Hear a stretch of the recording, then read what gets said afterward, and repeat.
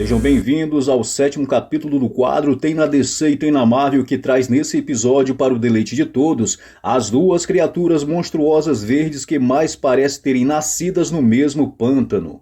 Mas antes de conferirmos as biografias dessas duas criaturas vegetais, isto é, o Homem-Coisa e o Monstro do Pântano, vou abrir um parêntese para que não haja acusação de plágio entre os defensores das duas editoras, ok? Afinal, amigos, nada se cria do nada, sempre tem que ter uma boa fonte de inspiração. E falo isso devido às estreias muito próximas de cada personagem, tornando improvável que qualquer um fosse plagiado do outro. Em uma entrevista, o roteirista do Homem-Coisa, Steve Gerber, comentou que Len Wein, criador do Monstro do Pântano, e Gary Conway, criador do Homem-Coisa, foram companheiros de quarto e lançaram simultaneamente personagens similares por coincidência. Conway trabalhara na Marvel em 1975 e voltou para essa companhia como editor-chefe em 1976, depois que Wein havia deixado o mesmo cargo. Gerber pediu mais tarde a Wein que descrevesse a premissa do Monstro do Pântano e reescreveu o Homem-Coisa para ser tão diferente da criação de Wein quanto fosse possível. O precursor mais conhecido de ambos os personagens foi o monstro vegetal conhecido como The Rip, cuja primeira aparição foi numa revista da editora Hillman em 1942. Mas mesmo esse personagem talvez deva sua existência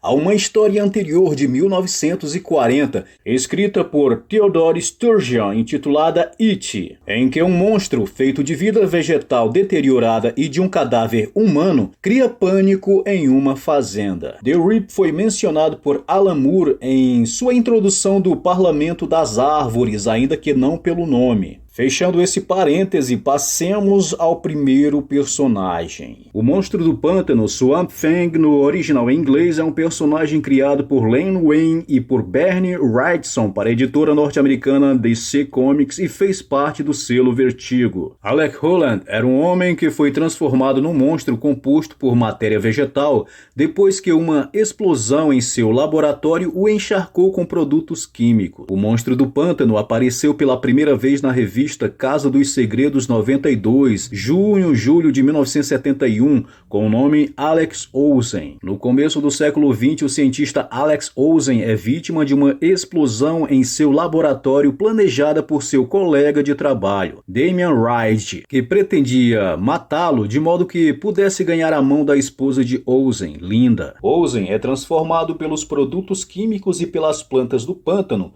em um monstro disforme que volta para matar Wright antes que este possa matar Linda. Incapaz de revelar a Linda sua verdadeira identidade, o Monstro do Pântano volta tristemente para as profundezas de sua nova morada. Essa devia ser uma one-shot, porém, após o sucesso dessa história, na Casa dos Segredos pediram para os criadores originais que escrevessem uma série contínua, mas atualizassem o personagem para o presente e que parecesse mais heróico. O Monstro do Pântano número 1, de outubro-novembro de 1972, estreou trazendo a nova origem do personagem. O cientista, agora chamado de Alec Holland, trabalhando em uma fórmula restaurativa secreta nos pântanos da Louisiana, que poderia fazer brotar florestas nos desertos, é morto por uma bomba plantada por agentes do misterioso Senhor E, que quer a fórmula. Coberto com os produtos químicos em chamas, Holland foge do laboratório e cai nas águas do pântano. Algumas horas mais tarde, uma criatura que assemelha-se a uma planta humanoide aparece. Muitas de suas histórias na antiga fase da revista envolviam o monstro do pântano buscando uma maneira de tornar-se humano outra vez. A principal diferença entre o primeiro e o segundo monstro do pântano é que o último parece mais musculoso do que disforme, além de possuir a habilidade de falar. A impossibilidade de falar de Alex Olsen é o principal motivo pela qual sua esposa era incapaz de o reconhecer. O Monstro do Pântano teve seus poderes variando de acordo com a fase que foi escrito. Na época de Len Wein e Bernie Wrightson, o monstro tinha apenas força sobre-humana e regeneração, e tinha habilidades científicas devido à mente de Alec Holland. Na fase de Alan Moore, Quando o monstro descobriu ser um elemental da Terra, adicionou-se um vasto controle sobre a forma vegetal. Ele pode mentalmente mover ou fazer crescer plantas, animar madeira talhada ou morta e etc. Este poder era tamanho que ele conseguiu transformar Gotham City em uma floresta. Seu corpo vegetal também lhe confere propriedades únicas. Ele pode abandonar seu corpo e fazer sua consciência viajar através do plano elemental conhecido como o Verde, uma forma de projeção astral, e renascer em um novo local, formando um novo corpo a partir das plantas do lugar. Esta habilidade também confere habilidades únicas baseadas no tipo de vegetação nativa. Exemplo, se ele renasce em um deserto, ele poderia formar um corpo a partir de cactos, tendo espinhos pelo corpo. Ele pode fazer crescer flores em seu corpo para atrair com o pólen um enxame de insetos. Ele pode criar tubérculos em seu corpo que têm propriedades alucinógenas. Ele também pode transferir sua consciência para corpos humanos vivos ou mortos. O monstro pode entrar em comunhão com o Verde,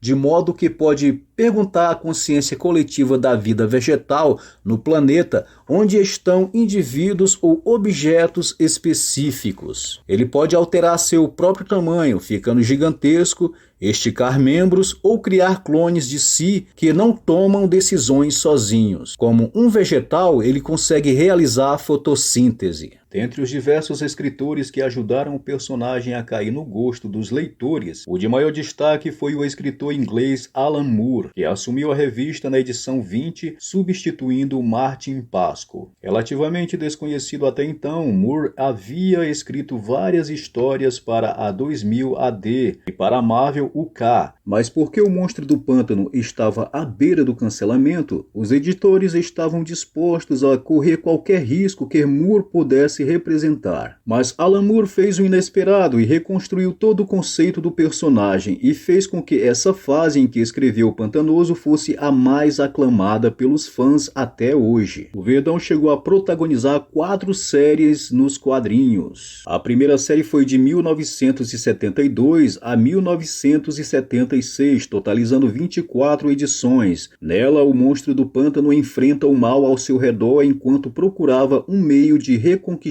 sua humanidade e encontrando ocasionalmente o Dr. Anton Arcane. Este Arcane era seu antagonista tradicional e foi morto diversas vezes, retornando com diferentes formas durante o passar da série, incluindo um velho, uma criatura semelhante a um zumbi, um híbrido robô aranha-humano e um homem religioso. Os figurantes incluíam Matthew Cable, que suspeita-se ser o corvo Matthew que habita o sonhar de Sandman, que perseguiu o Monstro do Pântano nas primeiras edições e que acreditava que ele fosse o assassino de Linda Holland, a esposa de Alec, que na verdade foi morta por um capanga do Senhor E. E Abigail Abe Arcane, a sobrinha do doutor. Quando as vendas começaram a cair no final da série, os escritores tentaram reviver o interesse introduzindo fantasia, alienígenas e mesmo um irmão e uma cunhada de Alec Holland nas histórias. A aparição da família de Holland no fim da série marcou essas edições como as mais inábeis. A edição 23 trazia um super ser chamado Sabre, matando o Monstro do Pântano. O último quadro mostrava Alec Holland inexplicavelmente de volta à forma humana e seu irmão gritando: "Alec Holland vive novamente". Embora o Monstro do Pântano estivesse na capa da última revista dessa série, Holland aparecia como ser humano durante toda a história, na qual ele e seu irmão perseguiam uma criatura chamada Trudvan. Com o advento da segunda série, todos esses últimos eventos foram ignorados e banidos da continuidade. Em 1982, a DC Comics retornou à série do Monstro do Pântano após o sucesso razoável do filme de mesmo nome, dirigido por Wes Craven. A revista, rebatizada como Saga do Monstro do Pântano, ignorou a reversão do monstro à forma humana e continuou a linha de situações super-heróicas e sua inabilidade em encontrar uma cura. O primeiro arco de histórias, escrito por Martin Pasco, levou o Monstro do Pântano a viajar a muitos lugares exóticos, sendo possuído por demônios e impedindo que a jovem bruxa Karen Clancy destrua o mundo. Na edição 16, os artistas foram substituídos por Stephen Bissett e John Turturro, 2 dos 3 desenhistas que trabalhariam mais tarde na fase escrita por Moore. De acordo com ambos os desenhistas, eles tentaram contribuir com ideias de histórias para o título, mas Pasco não os ouvia. Alan Moore assume a revista na número 20. Nessa edição, o monstro do pântano leva um tiro na cabeça e é capturado por homens da corporação Sunderland. Na edição 21, na já lendária história Lição de Anatomia, seu corpo foi entregue ao vilão Jason Woodruff, que tinha sido empregado por Sunderland para executar uma autópsia. Durante a autópsia, o Drew descobriu que a fisiologia do monstro do pântano era somente superficialmente humana. Seus órgãos eram pouco mais do que imitações cruas e não funcionais de suas contrapartes humanas, e que não havia nenhuma maneira de o corpo do monstro do pântano ter se originado de um corpo humano. Isso significava que o monstro não era Alec Holland, e que, portanto, a vegetação do pântano tinha absorvido a fórmula, sua mente, conhecimento, memórias e habilidades. Alec Holland não se curara porque não havia o que curar. O Drew concluiu também que, apesar da autópsia, o monstro do pântano ainda estava vivo. Com isso, Moore redefiniu o monstro do pântano como uma espécie de elemental da natureza, o que deixou o personagem aberto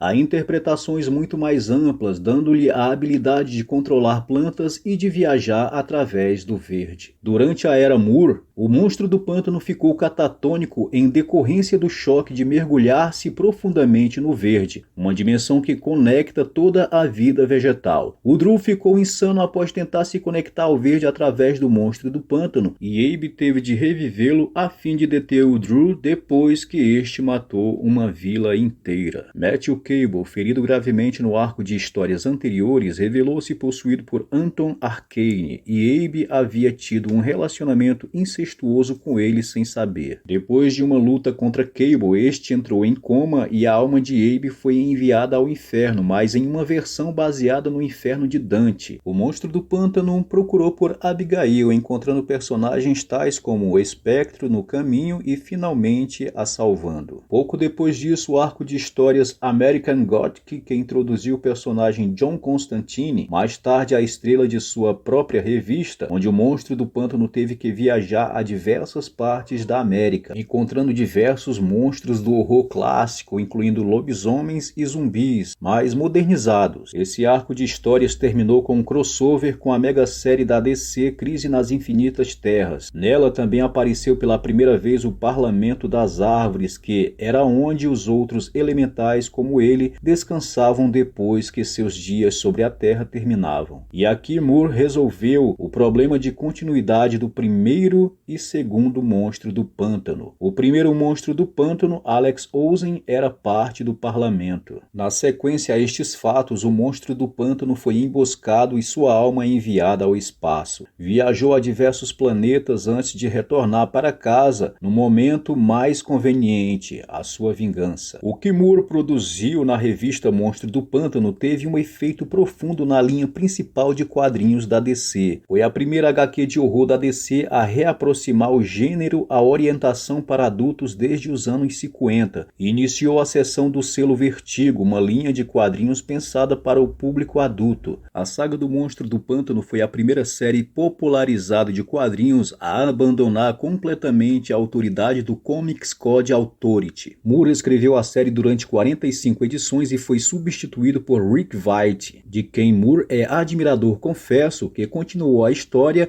num estilo similar por mais 24 edições. Hellblazer começou a ser publicado então e as duas séries tiveram vários crossovers. A era Veitch terminou em uma disputa criativa quando a DC se recusou a publicar a edição 88 por causa do uso de Jesus como um personagem devido às controvérsias que se levantaram na época pelo filme de Martin Scorsese, A Última Tentação de Cristo, apesar de ter aprovado o script previamente. O desenhista Michael Zulli já tinha terminado parcialmente a arte. Essa atitude repugnou Veitch, que abandonou imediatamente o roteiro roteiro, já que essa edição deveria ser a última. Os escritores Neil Gaiman e Jamie Delano, que foram escalados originalmente para serem os escritores seguintes, declinaram ao convite, em atitude de apoio a Veidt. Doug Wheeler escreveu as edições 88 a 109, tendo a tarefa infeliz de escrever sob a sombra de Alan Moore e de Veidt, e também de Neil Gaiman, que tinha acabado de escrever Monstro do Pântano Anual e uma minissérie da Orquídea Negra, na qual o Monstro do Pântano aparece. Ele escreveu boas histórias, mas eram visivelmente inferiores às dos três autores anteriores. A escritora de terror Nancy A. Collins assumiu o roteiro em 1991, escrevendo aproximadamente 28 edições. Nesse período, novamente, a série ganhou o interesse dos fãs. O Monstro do Pântano passou a fazer parte oficialmente da linha Vertigo na edição 129. Mark Millar, na época pouco conhecido nos Estados Unidos, assumiu o título em seguida. Seu primeiro arco de histórias de 4 edições foi coescrito por Grant Morrison. A fase de Millar era mais próxima da de Moore e de Veidt do que de seus predecessores imediatos, especialmente em seu uso de estrelas convidadas do universo DC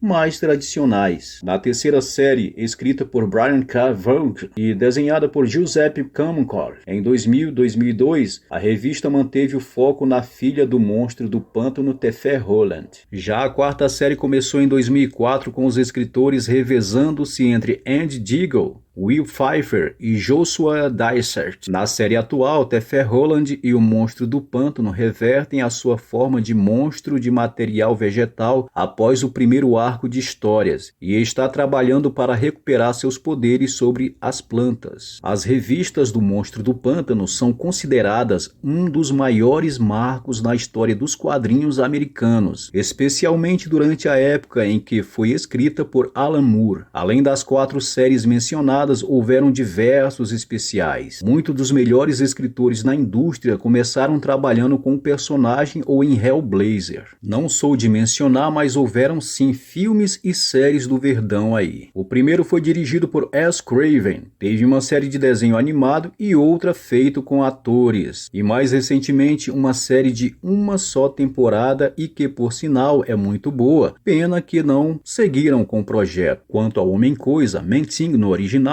é um personagem publicado pela Marvel Comics. Os seus criadores foram Stan Lee, Roy Thomas, Gary Conway, argumento e Gray Morrow nos desenhos. O personagem apareceu pela primeira vez na número 1 da revista Savage Tales, maio de 1971. O Homem-Coisa é uma criatura empática de olhos vermelhos, porte enorme, movimentos lentos, vagamente humanoide e que vive nos Everglades, na Flórida, perto da reserva Seminole. Na história, o bioquímico Theodore Sayles, Ted Sayles, natural de Omaha, Nebraska, foi contratado pelo governo para desenvolver um soro que tornasse os soldados resistentes às doenças para estarem protegidos em caso de uma guerra bioquímica. Ted Sayles conseguiu desenvolver uma fórmula funcional, mas que tinha como efeito colateral transformar as cobaias em monstros. Por causa disso, o governo enviou o cientista para uma base secreta situada nos Everglades, com o objetivo de aperfeiçoar a fórmula e criar uma nova versão do soro do super soldado, semelhante ao que tinha criado o Capitão América. Quando estava quase para obter resultados, a base foi atacada por uma unidade terrorista com o objetivo de roubar a fórmula. Ted Sayles, para impedir que a fórmula caísse em mãos inimigas, injetou-a em seu corpo e acabou sendo morto pelos terroristas, que em seguida o atiraram no pântano. Passado algum tempo, surgiu uma criatura de olhos vermelhos formada por lodo e plantas no local do pântano onde Ted Sayles tinha sido atirado. Esta criatura era uma simbiose do corpo e da alma de Ted Sayles com o próprio pântano, produzida pela fórmula incompleta do soro do super soldado. O ser resultante dessa simbiose, o Homem-Coisa, é um empata com uma inteligência primária e sem traços de humanidade que queima com seu toque as pessoas quando elas sentem medo. Ele é animalesco em seu comportamento comportamento, agindo puramente na base do instinto e das emoções que sente, tanto dele quanto dos outros, e mesmo assim ele é notavelmente apático e não reage a coisas que até mesmo animais normalmente reagiriam. Apesar de seu passado como cientista ainda influenciá-lo o suficiente, ele não consegue realmente raciocinar de um modo humano sobre as coisas que observa. Porém, o Homem-Coisa é altamente intuitivo e é capaz de realizar raciocínios surpreendentes, complexos para seres de seu nível intelectual, e através de análise do ambiente e da situação pode concluir coisas que até mesmo pessoas inteligentes têm dificuldade em perceber. O seu toque é capaz de incinerar qualquer ser que sinta medo, em graus proporcionais ao medo que a pessoa sente. Em uma de suas histórias, Ted se depara com a sua ex-mulher sem que ela soubesse que o monstro era o marido que ela achava estar morto. Movido por um vestígio de memória, ele tenta acariciá-la, mas o medo faz com que esse toque queime metade do rosto da mulher. Isso faz do Homem-Coisa um personagem de horror meio melancólico, até porque ele não consegue se expressar de forma tradicional. Por isso, não foram poucas as vezes em que a grande tensão de sua história foi o fato de ele quase voltar à forma humana, mas sendo obrigado a retornar à forma monstruosa com aspecto de mato e lama. Com o tempo, a Marvel passou a aproveitar Ted Salles em histórias de cunho ainda mais místico. A Ima tentou mais de uma vez obter a forma de Ted Salles, mas tiveram seus planos frustrados. O Homem-Coisa fez do pântano a sua casa e se tornou o guardião do nexo de todas as realidades. A magia do nexo faz parte do pântano, um ponto focal de atividades bizarras atraindo super seres como Wundar, Aquários e o Homem Molecular. Também já vieram ao pântano Dunkin, o Encantador e Jennifer Cale. O Homem-Coisa frustrou uma série de planos que tinha como objetivo usar o Nexo para mesclar todas as realidades, planos esses realizados por Tog, o Senhor Demônio do Reino da Somnus e do Congresso das Realidades. O Homem-Coisa tem sido deixado sozinho no pântano sendo um guardião, embora sempre uns tenham entrado em seu caminho, geralmente para sua própria destruição. Em uma de suas aventuras, o mestre do Kung Fu perseguindo através do pântano um par de asseclas de Fu Manchu encontra o Homem-Coisa. Eles inicialmente lutam, mas Chi considera que é inútil e acaba ficando preso dentro do corpo do Homem-Coisa. Shang-Chi é resgatado por um homem que vive no pântano chamado Lun Sun. Os dois estão a conversar quando os assassinos aparecem e ferem Lun Sun. No entanto, o Homem-Coisa volta a queimar os assassinos ao seu toque. Houveram outros encontros inusitados com personagens bem conhecidos da Marvel, como o Homem-Aranha e o Hulk, como por exemplo em uma história em que, suspeitando do Homem-Coisa, Hulk e Rick Jones aparecem no pântano da Flórida, onde tinham uma missão de encontrar um cientista chamado Beck White, que desapareceu no pântano. No fim descobrem que tinha um outro monstro na floresta, o qual é destruído pelo Homem-Coisa. Assim os dois acabam deixando o pântano com seu guardião e partem em seguida. Tempos depois, o Homem-Coisa volta a se encontrar com Hulk quando persegue um psicopata que matava crianças e dizia que só estava as enviando para Deus. Ele foi atraído pelo medo que emanava do psicopata e da criança da vez. Depois da luta, o Hulk salva a criança e o Homem-Coisa queima o psicopata. Já em outro momento, depois de Blackton atacar a escola onde Frank Richards estava, o jovem, inconscientemente desejando um meio de escapar, usou seus poderes mutantes para chamar o guardião do pântano para ajudá-lo. Agora eles são uma equipe chamada Daydreamers, formada por Franklin, Tana Nile, Art, Sanguessuga, Howard o Pato e o Homem-Coisa. A equipe fica reunida no nexo de todas as realidades. Tempos depois, quando a sede da Agência para Rastreio e Monitoramento Ampla e Duradoura de Urgência em Relatos Alternativos Armadura foi invadida por zumbis de outra dimensão, a equipe consegue contê-los, mas 2 deles conseguiu escapar: Simon, Garth e Zambirpur. Morbius reúne uma nova equipe dos Filhos da Meia-Noite, grupo composto por Morbius, Lobisomem, Jack Russell, Hellstorm Jennifer Cale e o Homem-Coisa. Morbius desenvolve uma vacina que, além de imunizar os filhos da meia-noite da infecção zumbi, levava os já infectados a explodirem quando expostos ao oxigênio. A vacina, de tanto destruir o vírus zumbi, acabou criando vida própria e luta contra o Homem-Coisa, que acaba não resistindo e é destruído. Os filhos da meia-noite enfrentaram a criatura e, para surpresa de todos, o Homem-Coisa ressurge e acaba com a criatura queimando-a em seu fogo intenso. Na cidade de Nova York, o Justiceiro é brutalmente dilacerado por Daken, filho de Wolverine. Os agentes do Martelo tentaram encontrar os restos mortais de Frank, mas são atacados pelo Homem-Coisa, que os queima. Nisso, os toperoides levam os pedaços de Frank para a Ilha Monstro. Na ilha, o Morbius, lobisomem, múmia viva, homem-anfíbio e diversos outros monstros ajudam o Justiceiro a se reconstruir e o transformam no Franken Castle. O Homem-Coisa entra na lista de Norman Osborn, na época líder do Martelo, por ter atrapalhado os seus planos, e é capturado pelo Vingador Ares, que em um grande ataque com seu machado corta o Homem-Coisa ao meio. O FBI pretende destruir a criatura, aproveitando que o Martelo o tinha apreendido, já que em sua ficha consta muitos assassinatos. Hank Pym quer ajudar o Homem-Coisa e o adaptou para criar portais com a ajuda do nexo de todas as realidades, e assim passou a ser o teleportador da nova versão dos Thunderbolts. Esta nova formação, liderada por Luke Cage, é formada por John Walker, agente americano, como diretor, Fanático, Ossos Cruzados, Fantasma, Soprano e Rocha Lunar. Ele ajudou durante uma invasão de Chicago, absorvendo as hordas de monstros enviadas para destruí-lo. Isso fez com que ele se tornasse gigante. Durante o evento A Essência do Medo, Howard o Pato formou uma equipe chamada Quarteto Fatal com a Mulher Hulk, o monstro Frankenstein e o Falcão Noturno para parar o Homem-Coisa, que se viu levado a uma raiva incontrolável causada pelos imensos níveis de medo geradas pelos martelos da serpente, enfrentando vários heróis alternativos do universo e o Homem Psíquico, trazido à Terra pela conexão do Homem-Coisa com o nexo de todas as realidades. A equipe põe um fim à sua fúria, salva o mundo antes de seguirem caminhos separados. Após sua fuga dos Thunderbolts e seu manuseio pelo Quarteto Fatal,